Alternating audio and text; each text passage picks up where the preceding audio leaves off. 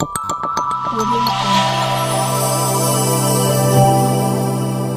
Jungle.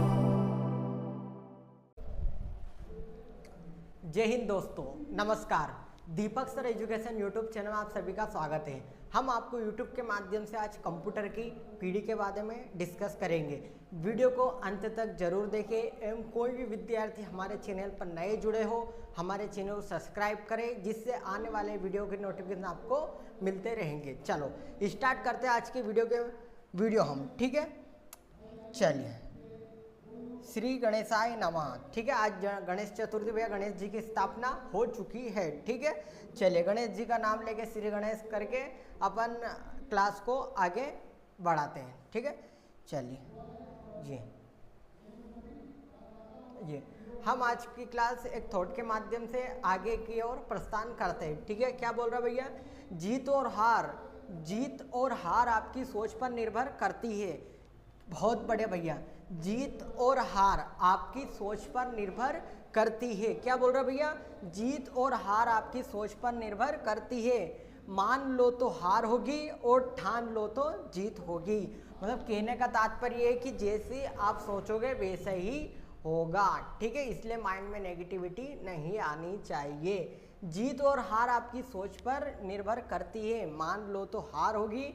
यदि आपने मान लिया कि हारना है हमें, तो आपकी हार ही होगी, और यदि आपने ठान लिया जीत होगी तो आपकी जीत ही होगी। ठीक है, सुविचार के माध्यम से हम आज की क्लास स्टार्ट करते हैं आपके सामने। ठीक है, चलो फर्स्ट ही क्वेश्चन जो भी बहुत ही शानदार तरीके से बहुत ही इंपॉर्टेंट है। कंप्यूटर की 5 पीढ़ियाँ। ठीक है, सभी एग्जाम में, आल्टोल एग्जाम में इसको पूछते हैं। ठीक है, कंप्यूटर यूनिट पीढ़ियाँ क्या होती है, कंप्यूटर में कितनी पीढ़ियाँ होती है। ठीक है, कंप्यूटर में कौन कौन सी पीढ़ियाँ, कौन कौन से सन तक इसका इस्तेमाल किया गया है। ठीक है, ये आपको दिख रही, यह कंप्यूटर की पहली पीढ़ी होती है। ठीक है, 1946 से 1956 तक इसका उत्पादन किया गया। ठीक है, मतलब यहाँ से इसका निर्माण हुआ तो यहाँ तक इसका निर्माण खत्म हो गया।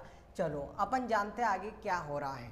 ठीक है, देखिए कंप्यूटर की पीढ़ियों को 5 पीढ़ियों में बांटा गया है। कंप्यूटर को 5 पीढ़ियों के अंतर्गत बांटा गया है। ठीक है, क्या बोल रहे हैं भैया? कंप्यूटर की जो भी पीढ़ी है उसको 5 पीढ़ी के अंतर्गत बांटा गया है। ठीक है, चलिए क्या बोल रहे हैं स्पष्ट समझिए। प्रथम पीढ़ी के कंप्यूटर सन 1946 से 1956 तक जितने भी कंप्यूटर का उत्पादन का मतलब क्या होता है? बनाना। ठीक है, मतलब उत्पादन करना, मतलब अपने सामने उनको प्रस्तुत करना। उन्हें प्रथम पीढ़ी के अंतर्गत रखा गया है। मतलब इस सन से इस सन तक, मतलब इनका जब भी उत्पादन इन्हें बनाया है, इस पीढ़ी के अंतर्गत इन्हें रखा गया है। ठीक है, आगे बढ़िए। अंतर्गत रखा गया प्रथम पीढ़ी के कंप्यूटर में तकनीकी रूप से वैकेंट ट्यूब का प्रयोग किया गया है। ठीक है, आपको कोई पूछ सकता है कि प्रथम पीढ़ी में किसका ऐसा उपयोग किया है, तो आपको बताना वैकेंट ट्यूब का उपयोग किया गया है, जिस कारण से प्रथम पीढ़ी का कंप्यूटर आकार बहुत बड़ा होता है। मतलब वैकेंट ट्यूब की मदद से, मतलब वैकेंट ट्यूब का इसमें इस्तेमाल होने की वजह से इसका आकार बड़ा हो गया है। ठीक है, आपको पॉइंट वाइज पॉइंट याद करना है। ठीक है, आगे बढ़े। इसमें वैकेंट ट्यूब की संख्या अधिक होने के कारण इसमें ऊष्मा अधिक उत्पन्न होने, मतलब इसमें वैकेंट ट्यूब की मात्रा अधिक होने लगी तो इसमें ऊष्मा का प्रभाव और बढ़ गया। इन्हें ठंडा रखने के लिए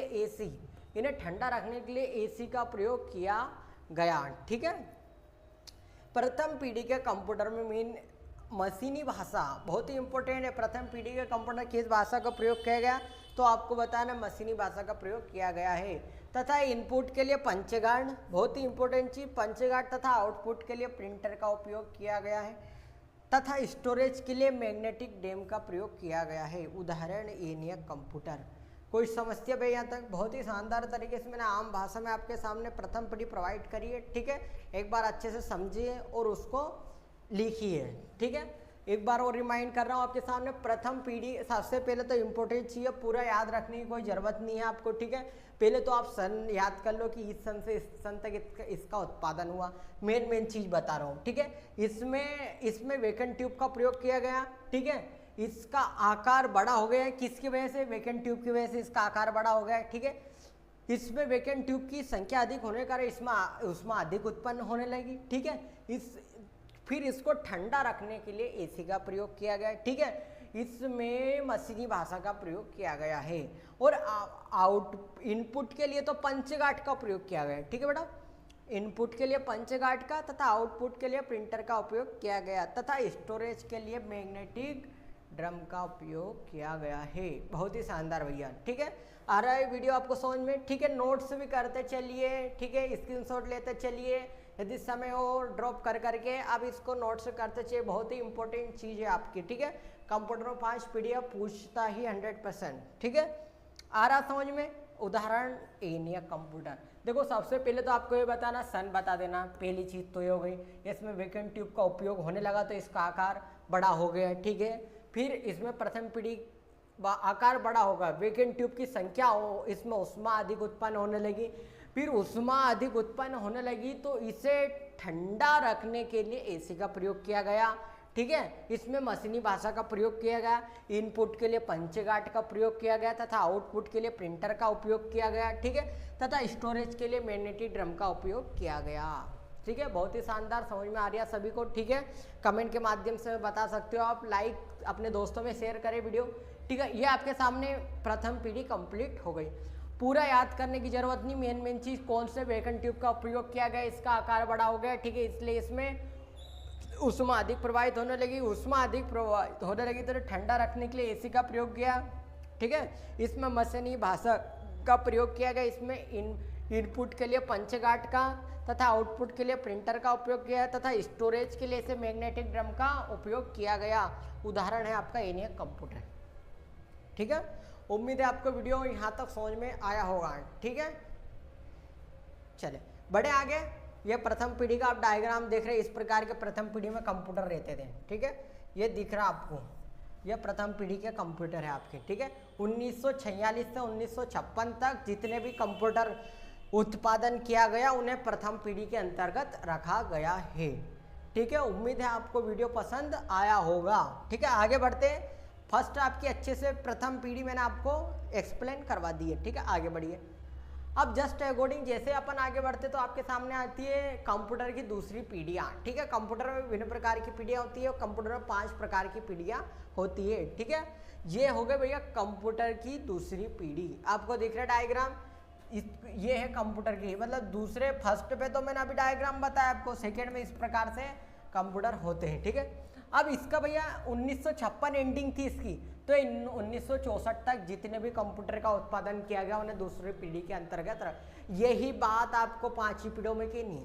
एक लाइन तो खत्म हो गई वैसे आपकी, और एक्शन 2 चीज याद रख लो, ठीक है। आगे बढ़ते हैं। उन्हें द्वितीय पीढ़ी के अंतर्गत रखा गया। द्वितीय पीढ़ी में वैकेंट ट्यूब के स्थान पर, मतलब उसमें प्रथम पीढ़ी में आपको वैकेंट ट्यूब का इस्तेमाल करा और इसमें ट्रांजैक्शन का प्रयोग किया गया, ट्रांजिस्टर का प्रयोग किया गया, ठीक है। ट्रांजिस्टर भैया, ठीक है, प्रयोग किया गया। ट्रांजिस्टर का आविष्कार सन 1947 में विलियम शॉकली के द्वारा किया गया था। ये भी पूछ सकते हैं कि भैया ट्रांजिस्टर का उपयोग किसके द्वारा किया गया था, तो किसके द्वारा किया गया था, विलियम शॉकली के द्वारा 1947 में किया गया था। भाषा के रूप में मशीनी के स्थान पर असेंबली, उसमें प्रथम पीढ़ी में मशीनी भाषा का प्रयोग किया गया था और दूसरी पीढ़ी में असेंबली भाषा का प्रयोग किया गया था, ठीक है। तथा स्टोरेज के लिए पंचगाठ के साथ साथ मैग्नेटिक टेप का प्रयोग किया गया, उसमें मात्र पंचगाठ का इनपुट आउटपुट का स्टोर करने के लिए करते हैं, ठीक है।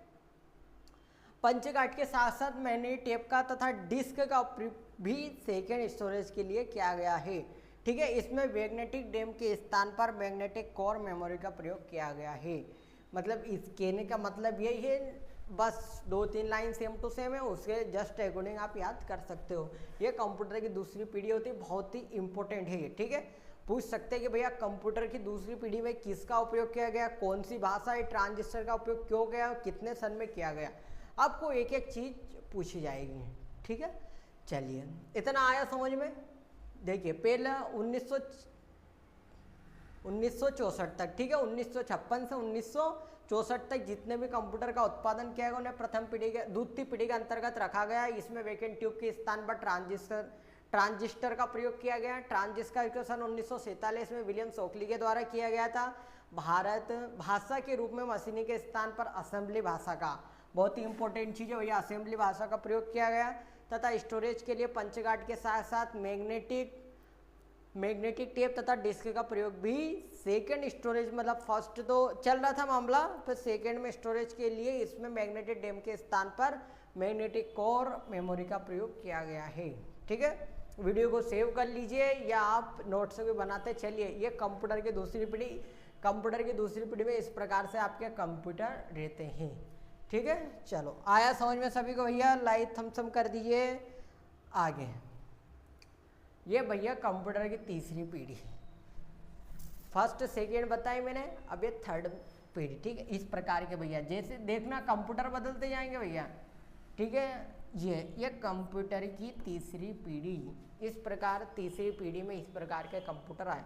जैसे अपनी भी पीढ़ी जन्मदर होती ना, इस प्रकार से इनकी पीढ़ी का भी उत्पादन होने लगा। ये सन 1964 से 1970 लास्ट का आ गया, दूसरी पीढ़ी का तक किया गया तथा इसमें इंटीग्रेटेड सर्किट तक का प्रयोग किया गया। ठीक है, इसमें किसका प्रयोग किया गया भैया? इंटीग्रेटेड सर्किट्स की का प्रयोग किया गया है। इसमें इंटीग्रेटेड सर्किट्स का प्रयोग किया गया है। इस पीढ़ी में कंप्यूटर में वीडियो डिस्प्ले, इस पीढ़ी के कंप्यूटर में वीडियो डिस्प्ले यूनिट का भी प्रयोग किया गया है। इसमें नई उच्च स्तरीय, मतलब नए डेवलप हुआ फिर आपका, ठीक है, नई उच्च भाषा का प्रयोग किया गया। बिल गेट्स को माइक्रो कंप्यूटर में बेसिक भाषा को इंस्टॉल करने के लिए कहा। ठीक है, किसको कहा भैया? बिल गेट्स को बोला इन्होंने कि माइक्रो कंप्यूटर में आप तो बेसिक भाषा को इंस्टॉल करो, मतलब लाइए। बिल गेट्स ने अपने कंपनी माइक्रोसॉफ्ट कॉर्पोरेशन की स्थापना की, जो दुनिया के सामने आज सबसे बड़ी कंपनी है। कौन सी कंपनी में? Microsoft corporation. ये आपके कंप्यूटर की तीसरी पीढ़ी हो गई आपके सामने। कोई समस्या हो तो आप कमेंट के माध्यम से बता सकते हो। ठीक है, ये कंप्यूटर की दूसरी पीढ़ी होगी। इसका 1964 से 1970 उत्पादन किया गया। इंटीग्रेटेड सर्किट का उपयोग किया गया। इस पीढ़ी में कंप्यूटर वीडियो डिस्प्ले यूनिट का प्रयोग किया गया। इसमें नई उच्च स्तरीय भाषा का प्रयोग किया गया। बिल गेट्स ने बोला भैया इनको कि बेसिक भाषा भी इंस्टॉल करिए इसमें, तो इसकी स्थापना आज सबसे दुनिया को सबसे बड़ा श्रेय जाता है। ये कंप्यूटर की दूसरी पीढ़ी। ठीक है, उम्मीद है आपको समझ में आ रहा होगा। ये आ गई चतुर्थी पीढ़ी। देखो, ये कंप्यूटर की चौथी पीढ़ी आ गई, आपके सामने डायग्राम दिख रहा है। चतुर्थी पीढ़ी, इसका निर्माण 1970 से लेकर 1985 तक किया गया। मतलब चतुर्थ पीढ़ी का निर्माण कब से कब तक किया गया? चतुर्थ पीढ़ी का निर्माण 1970 से लेकर 1985 तक किया गया। इसमें चीप उंगली के नाखून के आकार की होती है। ठीक है, इसमें जो हम चीप लगाते हैं नहीं बेटा, इसमें चीप उंगली के नाखून के समान होती है। ठीक है, इसकी भाषा कार्य करने के आधार पर इस पीढ़ी में सेमीकंडक्टर मेमोरी का प्रयोग किया गया है। ठीक है, आ रहा है इतना समझ में? ये आपकी चतुर्थ पीढ़ी के कंप्यूटर है। इसका निर्माण 1970 से 1985 तक किया गया था। इसमें चीप उंगली के नाखून के आकार, बहुत इंपॉर्टेंट चीज है भैया। बोलेगा कि उंगली के नाखून के आकार किसके चिप होती, तो आप चतुर्थ पीढ़ी के अंतर्गत आती। इसकी भाषा कार्य करने के आधार पर थी। इस पीढ़ी में सेमीकंडक्टर मेमोरी का प्रयोग किया गया है। ठीक है, चलिए भैया लिखते जाइए, नोट्स बना दीजिए। कोई किसी प्रकार की आपको समस्या हो तो आप कमेंट के माध्यम से बता सकते हो। ठीक है, चलो लास्ट पीढ़ी आ गई आपके सामने, कंप्यूटर की 5 पीढ़ी। ये भैया ये देख रहे हो तुम, चल ही रहे हो कंप्यूटर की 5 पीढ़ी को तो। ठीक है, इसके बाद कोई पीढ़ी नहीं है बेटा। ठीक है, चलो करते हैं आगे की वीडियो। इसका निर्माण 1985 से लेकर आज तक चल रहा है भैया। ठीक है, बहुत इंपॉर्टेंट बेटा। इस पंचम पीढ़ी का प्रयोग 1985 से तो आज तक चल रहा है। ठीक है, इस कंप्यूटर में मानव के गुणों को समाहित किया गया है। देख लो बेटा, मानव का गुणों का मतलब मानव जो अपन चला रहे वही हो रहा है उसमें। ठीक है, समाहित किया गया। इस कंप्यूटर के विकास की अपनी योजना का नाम knowledge information process system KIPS रखा गया। बहुत इंपॉर्टेंट भैया, कंप्यूटर के विकास की अपनी योजना का नाम क्या है? नॉलेज इंफॉर्मेशन प्रोसेसिंग सिस्टम क्रिप्स रखा गया है। इस पीढ़ी के कंप्यूटर अभी भी विकसित स्थिति में है। मतलब विकसित का मतलब क्या, अभी भी डेवलप हो रहा भैया, विकसित है, मार्केट में चल रहे हैं। इन कंप्यूटर में कृत्रिम बुद्धिमत्ता का प्रयोग करने का प्रयास किया गया। इसमें वॉइस एंड इमेज, इसमें वॉइस को एंड इमेज को कंट्रोल करने का कार्य अत्यंत तीव्र किया गया। ठीक है, चलो इसमें कृत्रिम बुद्धिमत्ता का प्रयोग करने लगा और इसमें वॉइस रिकॉर्ड करके एंड इमेज मतलब पिक्चर का उपयोग भी इसमें करने लगा। ठीक है, इस पीढ़ी में मल्टीमीडिया का विकास हुआ, उदाहरण डेस्कटॉप और ये लैपटॉप और आदि। ये आपके कंप्यूटर की 5वीं पीढ़ी भी समाप्त होती है। ठीक है, ये आपको डायग्राम देख रहा है कंप्यूटर की 5वीं पीढ़ी का, इस प्रकार से ये अभी तक चल रही है। ये कब से कब तक चल रही है, 1985 से लेकर आज तक, मतलब कंप्यूटर की पीढ़ी अभी भी चल रही है आज तक। ठीक है, मैंने आपको वीडियो के माध्यम से पहली पीढ़ी बताई, दूसरी पीढ़ी, तीसरी पीढ़ी और चौथी पीढ़ी और ये 5वीं पीढ़ी बताई। आज मैंने आपको कंप्यूटर की 5 पीढ़ी वीडियो के माध्यम से बताई है। ठीक है, ये भैया आज का हमारा सेक्शन यही कंप्लीट होता है। यदि किसी भी विद्यार्थी को ऑफलाइन कंप्यूटर कोर्स करना है, DCA, PGDCA, CPCT, tally, basic computer, एक बार जरूर संपर्क करें रंगभूमि फ्लेक्सी के पास, राठौर मंदिर, आस्था। जय हिंद, जय भारत, भारत माता की जय।